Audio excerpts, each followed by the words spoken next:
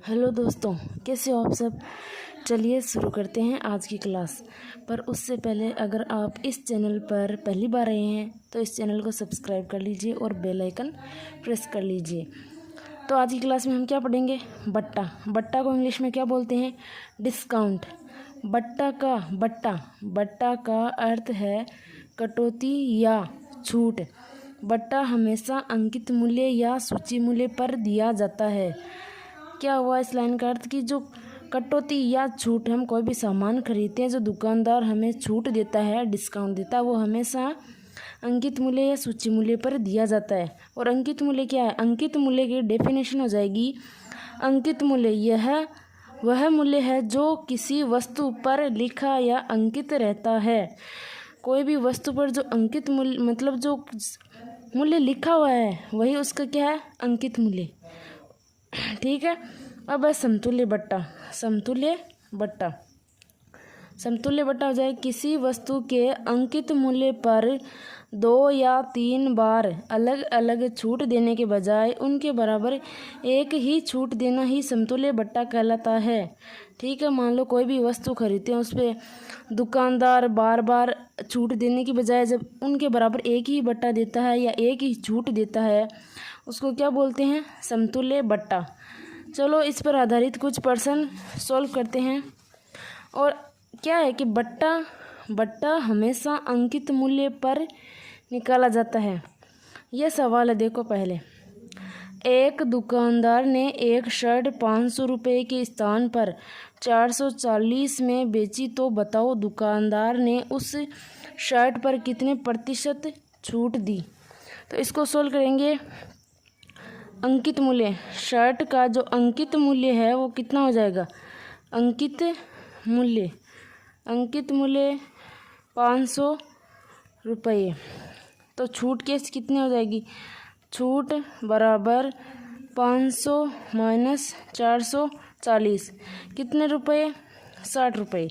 और यहाँ पर क्या निकालना है? प्रतिशत छूट। तो छूट का प्रतिशत निकालने के लिए मैंने आपको पहले बताया कि छूट हमेशा अंकित मूल्य पर निकाली जाती है। तो छूट प्रतिशत निकालने हैं 60/500 और प्रतिशत निकालना तो गुणा में 100। 2 जीरो से 2 जीरो कैंसिल कर देंगे। 5 का भाग लगाया 60 में, 12%। ठीक है। तो दुकानदार ने 500 रुपये के स्थान पर 440 रुपये में बेची, तो उसको कितनी छूट दी? 12% की या 12% की छूट दी। चलो अगला सवाल सॉल्व करते हैं। 10% का समतुल्य बट्टा क्या होगा? और समतुल्य बट्टा की परिभाषा मैंने आपको पहले बता दी थी। ठीक है। तो चलो इस सवाल को सॉल्व करते हैं। इसके लिए एक सूत्र रहेगा समतुल्य। पहले सूत्र लिखेंगे। समतुल्य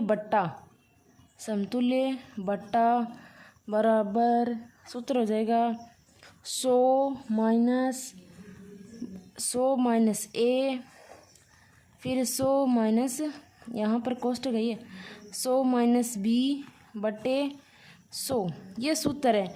यहाँ पर ए का मतलब है पहला बट्टा और बी का मतलब ये दूसरा बट्टा। तो चलो इसको सॉल्व करते हैं। 100 माइनस ए की जगह 50 कोष्टक बंद, और 100 माइनस बी की जगह 10% बट्टे में जाएगा 100। फिर यहाँ पर क्या जाएगा? 100 में से 50 गए 50 गुणा 100 में से 10 गए 90, तो बट्टे में क्या जाएगा? 10 नहीं है यहाँ पे 100। ठीक है। यहाँ पे 10 नहीं 100 है, और यहाँ पे 100। 1 जीरो से 1 जीरो कैंसिल कर देंगे, और इस जीरो से ये वाला जीरो कैंसिल कर देंगे। उत्तर क्या आएगा? 100 माइनस 9 पंजे 45। 100 में से 45 निकालेंगे तो कितना आएगा? 55%। 50% और 10% का समतुल्य बट्टा क्या हो जाएगा? यह 55%। ठीक है। अगला सवाल सोल्व करते हैं। 40%, 30% व 20% का एक समतुल्य बट्टा है। तो समतुल्य बट्टा निकालेंगे हम। समतुल्य बट्टा 100 माइनस सूत्र हो जाएगा 100 माइनस, अगर 3 बट्टा है तो 3 बार लिखेंगे हम, 100 माइनस बी, 100 माइनस सी, और बट्टे में 100 गुणा 100, बट्टे में क्या जाएगा 100 गुणा 100। ठीक है, यहाँ पर 1 बढ़ गया तो यहाँ पर नीचे 100 बढ़ा देंगे। 100 माइनस 1 की जगह 40, 100 माइनस बी की जगह 30, 100 माइनस सी की जगह 20, बट्टे में जाएगा 100 गुणा 100, फिर बराबर क्या आएगा 100 माइनस 100 में से 40 गया 60, गुणा 100 में से 30 गया 70, 100 में से 20 गया 80, बट्टे में क्या है 100 गुणा 100। ठीक है, आगे सॉल्व करेंगे तो 100 माइनस इसका उत्तर आएगा 33.6 और बाकी निकालने के बाद आएगा 66.4%। ठीक है, चलो अगला सवाल सॉल्व करते हैं। अगला है 4000 रुपये के एक रेडियो के मूल्य में 15% की कटौती तथा फिर 10% की कटौती की गई, तो बताओ अब उसका मूल्य क्या है। इस सवाल को समझने के लिए सोचो, 4000 रुपये का रेडियो है, दुकानदार ने पहले 15% की छूट दी, छूट यानी बट्टा, और फिर 10% की छूट दी, तो अब उसका मूल्य क्या होगा। तो ये निकालने के लिए 4000, आगे देखो 15% की छूट दे दी तो बच्चे कितने 85 बट्टे 100, फिर 10% की और छूट दे दी 90 बट्टे 100, 2 जीरो से 2 जीरो कैंसिल कर देंगे, इस जीरो से ये जीरो कैंसिल कर देंगे, और इस जीरो से ये जीरो कैंसिल कर देंगे।